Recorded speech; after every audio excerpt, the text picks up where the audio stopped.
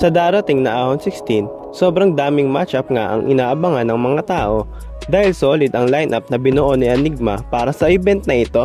Kung titignan sa paper ang lineup, mukhang isa ito sa mga event na may potential maging all-timer sa history ng flip-top. Dahil bawat laban ay mabibigat at talagang masasabi nating style clash ang battle. Nandito nga rin ang isa sa mga inaabangan ko na laban. GL, isa buhay champ, ang current guns ng battle rap ngayon na may win streak since 2024. Laban sa all package battle rapper at ang Mokojin na flip-top, Poison 13. Kung titignan natin, hindi lang basta malaking pangalan ang magsasalpukan dito dahil pareho silang kilala sa consistency, versatility at sa taas ng kalidad ng mga performance nila at makikita naman natin ito sa mga past battles nila. Sinabi nga ni Poison 13 sa interview niya kay Batas na tinitignan niyang parang final boss si GL ng isang video game dahil sa malakas na pinapakita nitong performance recently. Para bang sa kwento ng flip-top, si GL yung endgame na kailangan niyang lampasan para mas umangat at mapunta pa sa susunod na level. Kaya halata sa interview na ganado at seryoso si Poison 13 sa paghahanda sa paparating niyang laban kay GL. Actually, hindi talaga round. Okay, mga scheme. No? Kumbaga umabot na sa ganyang ka-advanced yung chess, 'di ba? Yung chess ng battle rap na talagang may mga pwedeng astig. Feeling ko dahil din naman sa kanya, hindi ko naman din ginagawa to dati. Dahil sa kanya.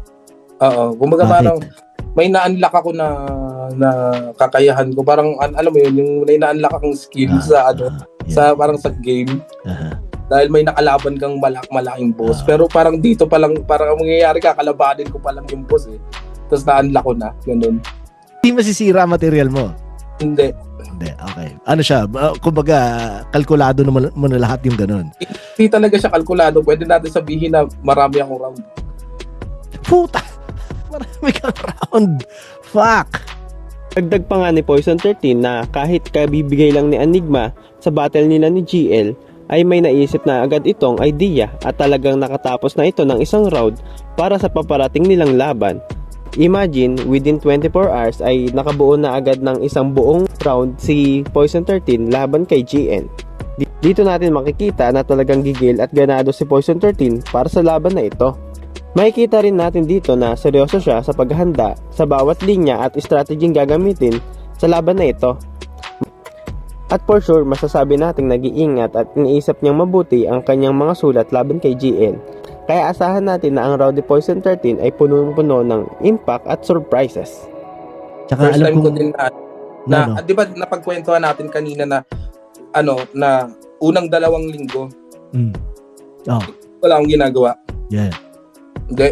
Pagkabigay pa lang ni Arik, bang! Boom! Nakatapos na ako isang round. Sarap. Ganun, kabibigay pa lang hindi pa natatapos yung 24 hours. May round 1 na ako. Sarap, pare. Sarap maging Poison 13 ngayon, Chong. Yun lang, pare. Sana, hindi ka pwedeng madapa, pare. Hindi, ayoko din. Kaya mas focus ako sa paghahanda. At saka, ang gusto kong mangyari, mawindang din yung ngayon lang siya nagkaroon ng kalaban na ganito. Ang sarap. Feeling ko wala siya nakapukpukan eh. Yeah. Yan, kaya gusto ko makipagpukpukan din sa kanya. Isa nga ito sa mga laban na sa tingin ko ay may possibility na maging Battle of the Year kung parehas silang mabitawan ng perpekto ang kanilang mga handang bara. Kapag pareho silang walang choke at suwak ang delivery, malaki ang chance na maging isa ito sa mga laban na talagang mapapasabi ang mga manonood na solid ang binili nilang ticket. 2 Class S battle rapper ang magpapagalingan sa teknikalan at siguradong high level ang palitan ng multis, scheme at wordplay. At syempre expect na rin natin ang mga umuulan na anime reference sa laban na ito. Siguradong bubusugin tayo ng 2 ito sa mga bagong pasabog at creative lines para sa Ahon 16. Kaya ang tanong, mapuputol kaya ni Poison 13 ang win streak ni GL? O patuloy lang ang pag-arangkada at pag-ascend ng current gut ng flip-top? Kaya kayo mga sir, sino sa tingin nyo ang mananalo sa laban na ito? Comment down below lang mga kaahon clicks.